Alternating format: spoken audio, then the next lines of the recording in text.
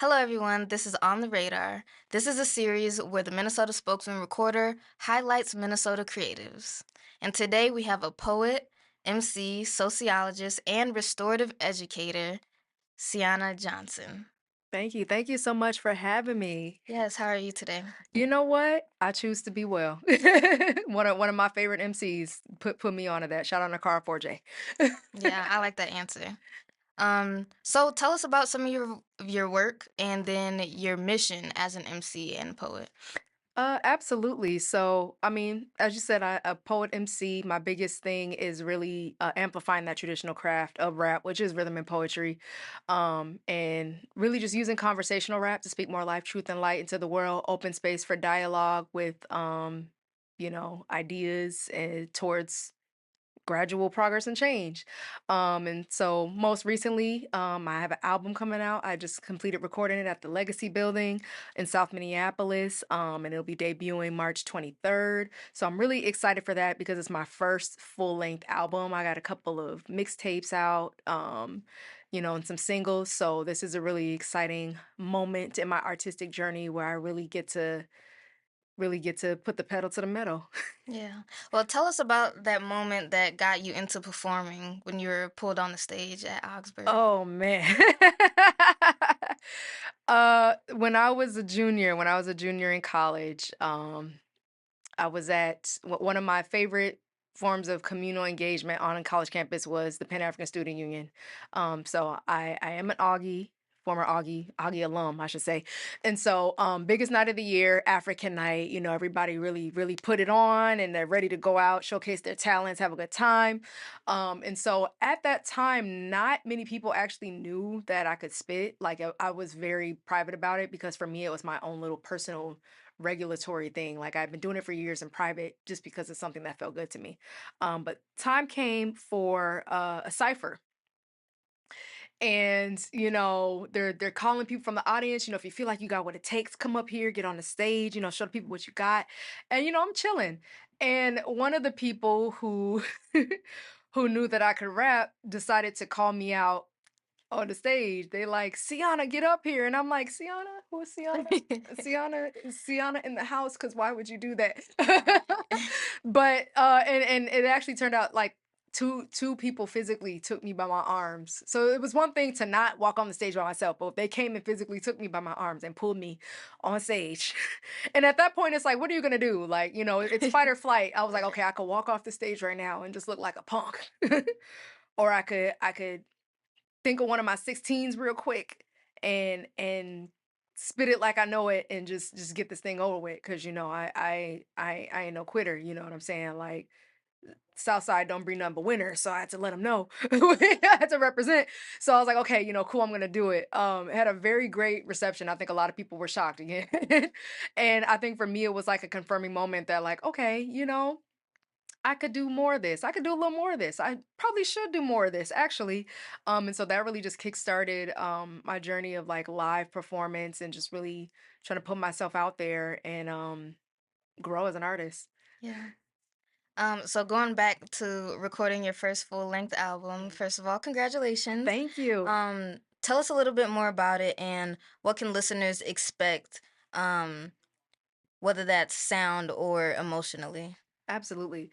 Um, Foremost, I will say that listeners can expect me and to give more context to that. I'm a student of the traditional craft of hip hop. I was highly influenced by, the Tribe Called Quest, Queen Latifah, that whole native tongues crew. So that was my thing. I listened to all types of hip hop, from the drug dealers to the hippy dippy, Arrested Development type of stuff. And I guess I just kind of fell in with kind of like that more native tongue sound. Yo Yo MC Light, the women who paved the way. And so a big part early on in my career, like, a lot of people would come to me and they're like, you know who you sound like? You sound like Baby Bahamadia. You sound like, MC Light, baby sister. And I'm like, it's flattering to know that people can recognize where you get your influence. But I think after a while, I wanted people to stop expecting something other than Sienna. And so I really took my time with this album and figuring out what it meant to really craft my sound. And so there's a lot of soulful influence in it when it comes to like the beats. So I definitely um stepped away from the more traditional boom bap and, kind of got into a more selective feel.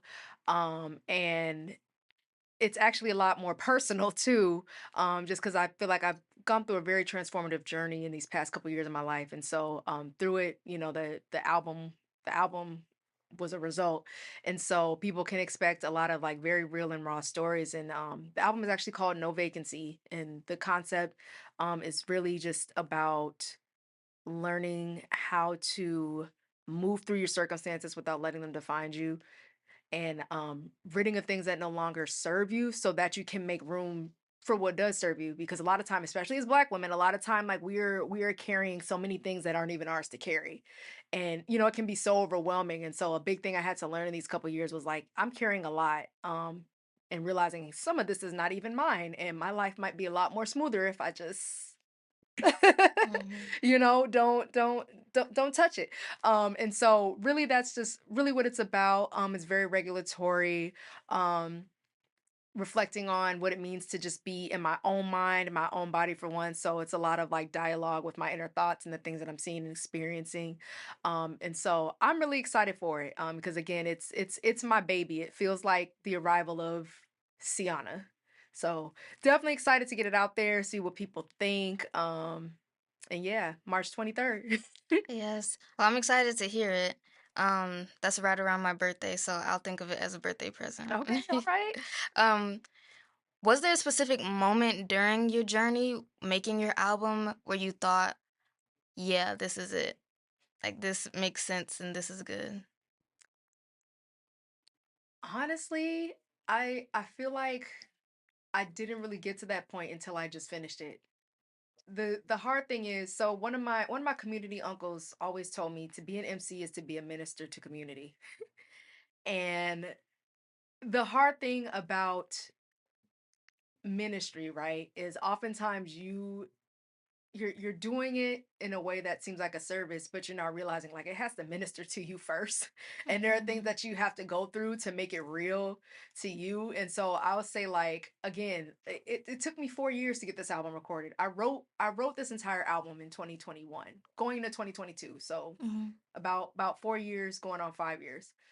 Long time to get an album simply recorded, but there were just so many things and experiences and lessons I had to learn in the midst, in the pursuit to like make it so that when I go on stage and I spit these lyrics, like they're coming from a true and honest place. Mhm. Because really when I wrote it, it was an idea of me that I was conceiving. When I wrote it, oh my goodness, I thought I was at rock bottom. So when I was writing it, it was like this is the life I want to see for myself. Like, am I experiencing it right now? Not exactly. But I'm a write it out, and God willing it comes to fruition. And I mean, I've learned that about my craft since I've been writing is that it seems like, God has given me somewhat of a prophetic pen because there are times where I'm writing things and I maybe don't fully understand it in the moment. And some years go by and I'm just like, I see why you had me say that. And not only that, it applies to me. I get it now. Like first it was for somebody else, but then it had to be for me. Mhm. And so really, I would say I literally just finished recording it a week ago. And I think it was like when I finished recording it was like the cherry on top that I was like, you know what? I don't have any more questions. I don't have any more hesitation. I don't have any more inhibitions. I feel like the album is ready. I feel like I'm ready. So Yeah. here we are. Mhm. Let's do it. Mhm. What are some of those things that came to fruition, or some of the things that you grew into along that time? I feel like the biggest thing is my relationship with love, and not even necessarily like romantic love, but even just like love for myself and what that looks like in my active decisions and the people that I allow in my life and the things I allow myself to do. So I mean, I definitely like, there's a song on the album where I talk about really needing direction. Because again, life happens, we can't stop life from happening, but there was a point, I'm not gonna lie, I thought I was gonna lose it. I thought I was gonna flip my lid, and I talk about that very authentically because I'm like, okay, I want to be all these things. I believe myself to be all these things, but like people keep trying me and trying me. And if I do what's at the forefront of my mind, what does that say about me? And how much do I love myself that I'm going to allow what other people do to me dictate how I carry myself or how I present myself and how I respond in the world? So I would say the biggest thing is like my relationship with love as it pertains to myself, as it pertains to others, as it pertains to my love for God. So that's probably like the biggest theme of it all that I've had to like learn and reorient myself to in the past few years. Mhm. Even speaking about the quote that you said from your community uncle and your work with restorative education, it seems like your work is rooted in community. Hmm. And so for you, what does your community look like and how has that support, if it's been supportive, shaped you as an artist? Hmm. For me, I've community is really no different from a family structure. It's just a little bigger. It's bigger than what a household can handle. And so my family's from the South Side. I'm always so prideful to say that, just because I love the South Side. I've been in Minneapolis my whole life, and my mother's parents both literally came here from the Jim Crow South with nothing but the clothes on their back. Looking for something different, looking for something new, something that they couldn't get down there, at the time. And so it's like from that, I come from builders. Like my grandfather, he came up here and he started his own business and he worked his own business until he retired. So it's like and not only that, I come from a community of visionaries, but also people who aren't afraid to share what they do have. I think people don't realize how much abundance is in community, even when you don't feel like you have a lot. And so, again, grandparents, working people, and we were, always at their house sharing, and love over food, over, just all of these things that make community, right? And so, for me, that always taught me that, like, in a way, I have a sense of obligation to those, in proximity to me. Um, and that's heavily tied into my faith too. I also just believe that, like, we are the handiwork of God, and it's like if we can do things to help, we should do things to help. And so, I think for me, in cultivating like all of these different things, all these different creative ideas, at the center, I understand that, something beyond my control positioned me to do these things.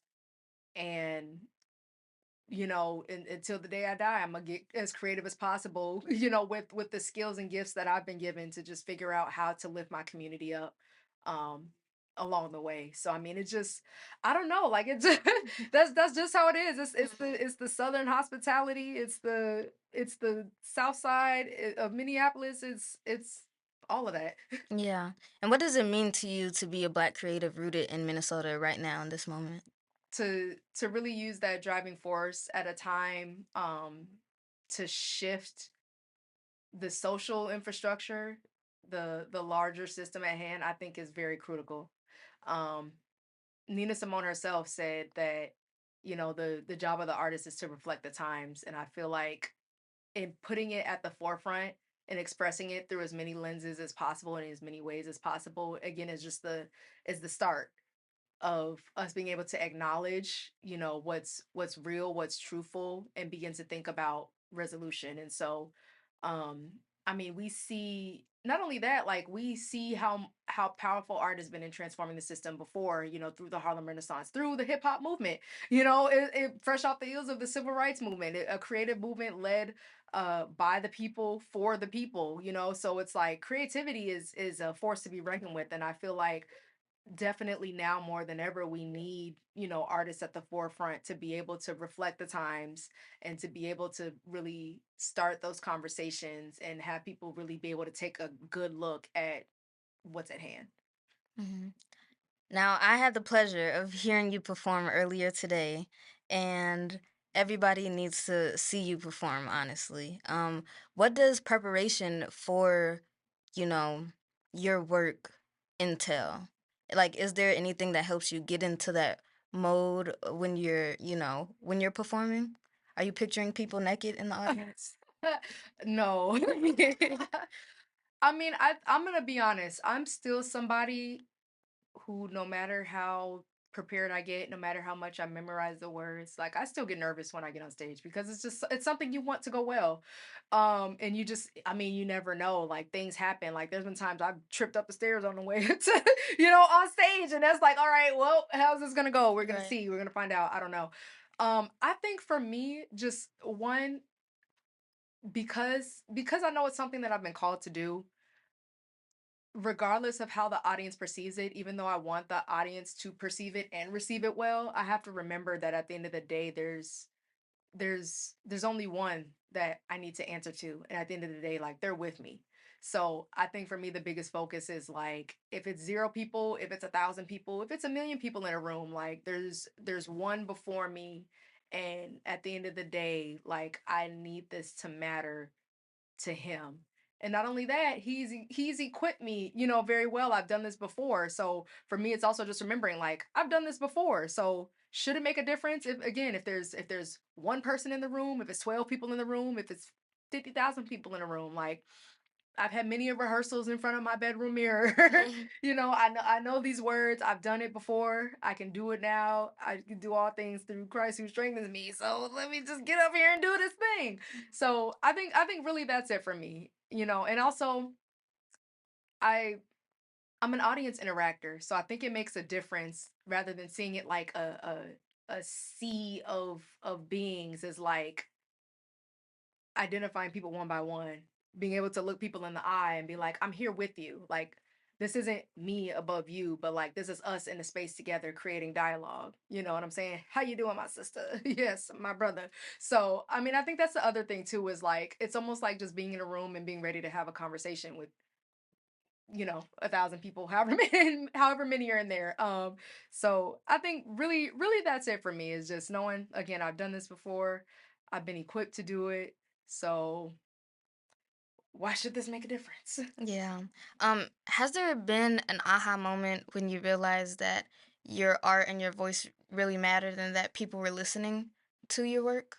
I guess the biggest aha moment would just be in the opportunities that have come from my work. Because again, I feel like going into it, for me, it's more of a responsibility than it is like, a means to fame, like it might be for some people. And so with that, I think, when I have opportunities presented to me where people are like, this is where your voice deserves to be, it, those are the things that bring me back to like, oh, other people still are listening. Like despite how I see it as just in some ways a responsibility, like people still hear, people still receive. And so, I mean, I've been blessed with a multitude of opportunities. And one of the first ones I actually got to open for one of my greatest influences, Pete Rock, for Twin Cities Dealer Day back in 2018. So this was only a couple months after the whole getting pulled on stage thing. So that Mhm. was Oh, wow. that was the craziest thing, because I, Mhm. I I didn't have I didn't have proof of like I didn't have a mixtape. I didn't have anything. And somehow, some way, I'm being blessed with the opportunity to open for a man who has greatly inspired my hip hop journey. So, moments like that, I just was blessed with the opportunity to MC and perform at the state of Minnesota's MLK Day celebration. So, it's moments like that that bring me back to the reality that, like, more than simply a responsibility, like this is a connector and people are getting connected. Um, so yeah, I would say that, some I've had a couple people come up to me and spit in my lyrics. Now that's the game changer. Now it's not a lot of people. I don't want to, act big headed. It's not a lot of people, but even when people come up to you and they just like quote something you said, it's like, oh, you were listening. People, okay, you hear me. So I think those are kind of like the main moments that have been like, aha, okay, this is moving. This is moving in a way that maybe I'm not fully acknowledging in this moment. Yeah.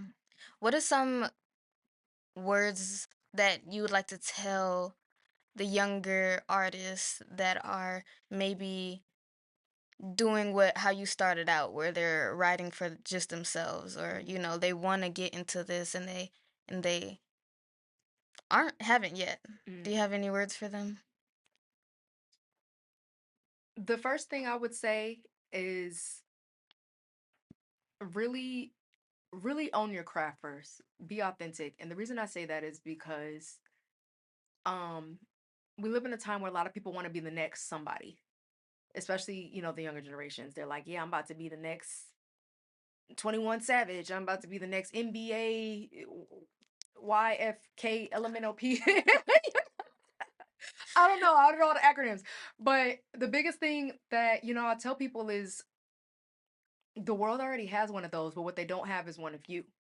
And there's a reason that, maybe you've been given this influence, and again, we've all been influenced, we've all been inspired. So it's like it's a place to start, but at some point you got to realize again, the world already has one of them, and what they need is one of you. So, own it, own all of it, whatever uniqueness you have. One of my biggest insecurities coming up was like my deep, kind of raspy, heavy voice, because I didn't think it was soft and feminine.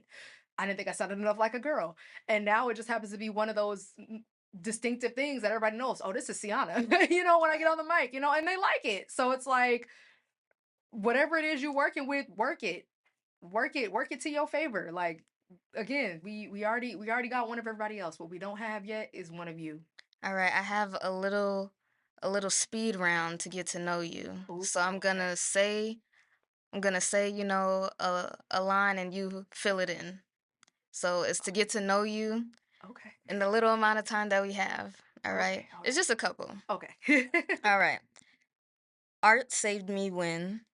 When I started writing poetry when I was 14, and it helped me kind of regulate my mind because I was going through some mental health issues at the time. So definitely saved my life to be able to express myself authentically with, a pen and some paper. Minnesota taught me. Minnesota taught me how to be kind. Or I should say that it helped me thrive in kindness because, they always talk about Minnesota nice. And again, I was raised by, some southern hospitable people, and it wasn't until I got older I really began to grasp like that passive aggressiveness and the fact that that's not really nice at all. Yeah. So I was like, okay, like there's nothing wrong with me for real. I got into trouble a lot being the talkative one and doing too much as a kid, and I realized, hey, that's just how I was raised. There's nothing wrong with that. My work exists because. Who? Honestly, my work exists by the grace of God. My work exists because for some reason it was decided that it needed to be. And I'm just here trying to steward it well. Yeah. I'm inspired by. I'm inspired by all of the dope hip hop MCs that came before me. I'm inspired by all of the great rhythm and blues artists. I'm inspired by black music. I'm inspired by black creativity. And I'm inspired by the Harlem Renaissance. I'm inspired by the visionaries and all of those who, you know, saw fit to really offer up their lens of creativity to the world. Now I had to throw in a random one. Oh, What is your comfort meal right now? oh, When you having a stressful day or you got a lot going French on? fries until I die. French fries now, then, forevermore. I've never met a potato that I didn't like. Oh my gosh. One of my own heart. I love a potato. And I heard that it's one of the only starches that you can live off of. A potato. I've also heard that people Yes. still include it in diets. So, that must mean something. People be Mhm. like, don't eat rice, but you should eat a potato. Stay less. Yep. All right. So you told us about your album. Is there anything else we should look out for? Or any goals that you have upcoming? Um, right now it's all about the album. I think the album is gonna just open a lot of conversations for other things. So Hmm. we're gonna start with the album. Yeah. I spent a lot of time and money on it. So we just gonna make sure that, it is fruitful in this season. Yeah. Tell the people where they can find you and where they can support your work. Absolutely. So right now you can find me on Instagram and Instagram only. I'm sorry, I'm not a big social media person. Um, but you can follow me on Instagram at Siana.onthemic. That is at SEANNA.ONDAMIC. Or you can visit my website where you can find a bit more about the different works I've done in the community and my vision for the community at www.liveonthemic.com. That is www.liveondamic.com. Yes.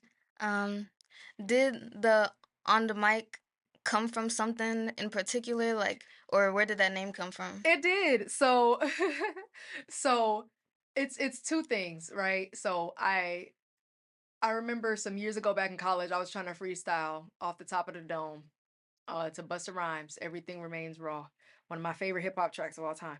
And so I coming up with, the 90s, 2000s, that traditional call and response, I was like, okay, if I was like in Madison Square Garden, right? Like what would I say to like really get the crowd hype? Mhm. So, just it came freely. It was like, so everybody in the place get hyped because it's Siana on the mic and I feel all right. And the rest of the freestyle shall remain a mystery because it was not good. But that stuck with me, and I decided to take it on kind of like as an ode to those who influenced me most. So, like I said, I got a great deal of influence from A Tribe Called Quest. It was a name, but it was a sentence. Right. So I was like, okay, like Siana on the mic. It's me. I'm on the mic. It's a name. It's a sentence. It works. It Yeah, flows. it does work. So, Mhm. so that's the birth of Siana on the mic. All right. Well, thank you so much, Shiana, for being here. I really enjoyed our conversation. Likewise. Yes, and listeners, please keep up with us on the radar as we continue to uplift creatives in Minnesota. We'll be back next week with someone just as creative, inspiring, and intriguing. Thank Yeah, you for having thank me. you.